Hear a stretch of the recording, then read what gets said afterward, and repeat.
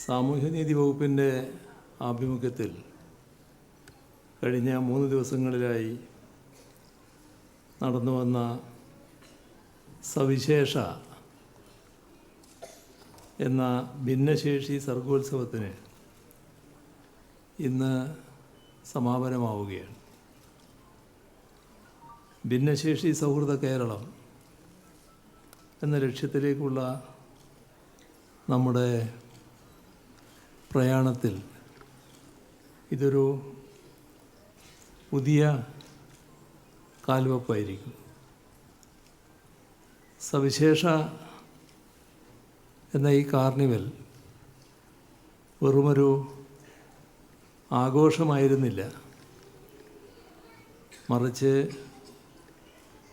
ഞങ്ങൾക്ക് കഴിയാത്തതൊന്നുമില്ല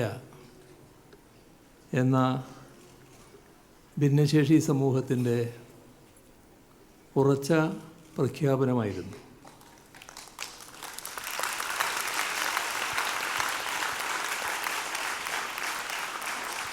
കഴിഞ്ഞ 3 ദിവസങ്ങളിലായി തിരുവനന്തപുരം നഗരം കണ്ടത് ഇതാണ്. ഭിന്നശേഷിക്കാരുടെ വ്യത്യസ്തങ്ങളായ സർഗശേഷികൾ മാറ്റുരച്ച വേദികളായിരുന്നു എങ്ങും.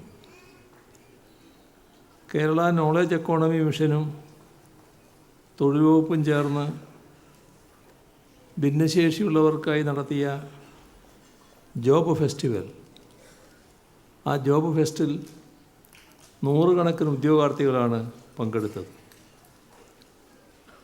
ഇവിടെ തൊഴിൽദാതാക്കൾ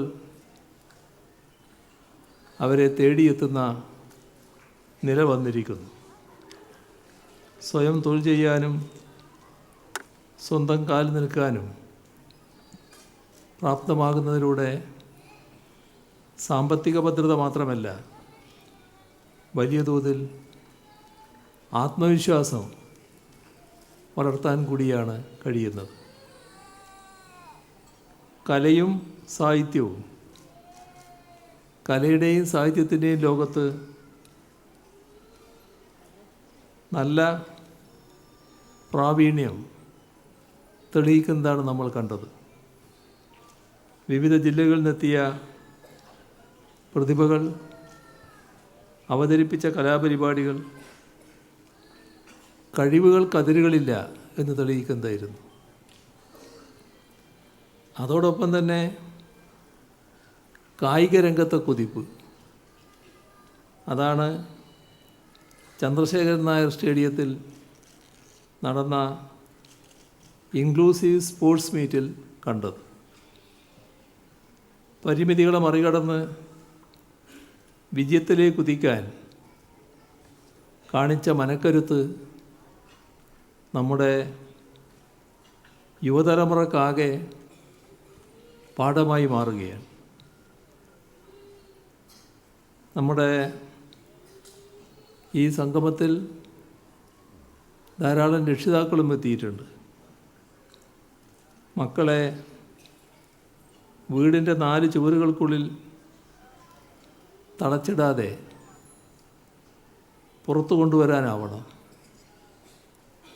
ഈ ലോകം അവരുടേതു കൂടിയാണ് എന്ന തിരിച്ചറിവ് നല്ല തോതിൽ അവരിലുണ്ടാകണം. ഭിന്നശേഷി എന്നത് കുറവല്ല, അത് വ്യത്യസ്തമായ ശേഷിയാണ്. അതും തിരിച്ചറിയാനാവണം. അവരിലുള്ള പ്രത്യേക കഴിവുകളെ കണ്ടെത്താനും പരിപോഷിപ്പിക്കാനും ശ്രമിക്കണം. ഇത്തരത്തിലുള്ള മേളകൾ അതിനെല്ലാം പരമാവധി ഉപകരിക്കുന്നവയാണ്. അത് നല്ല രീതിയിൽ ഉപയോഗപ്പെടുത്താനുമാവണം. അധ്യാപകർ പ്രധാനമായും വലിയ പങ്കാണ് ഇതിൽ വഹിക്കുന്നത്. സഹപാഠികളെ ആകെ ഒരുപോലെ കാണണം. ചിലർക്ക് സവിശേഷമായ കഴിവുണ്ടെങ്കിൽ അവരെ പ്രത്യേകമായി അംഗീകരിക്കണം. അതിനവരെ പ്രാപ്തരാക്കേണ്ടത് അധ്യാപകരാണ്. ഇൻക്ലൂസീവ് സ്പോർട്സും ഇത്തരം കലോത്സവങ്ങളും നൽകുന്ന പാഠം അതാണ്.